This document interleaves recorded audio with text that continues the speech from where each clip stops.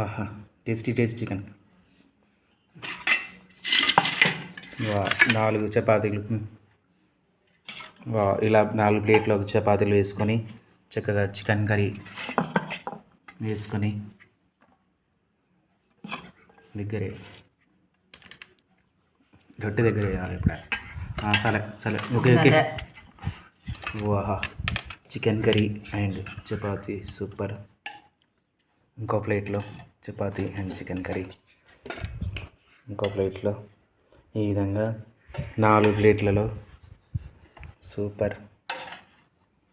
చపాతీకి combination chicken curry super. ఇలా 4 ప్లేట్లలో chicken కర్రీలు అండ్ చపాతీలు సూపర్గా ఉన్నాయి.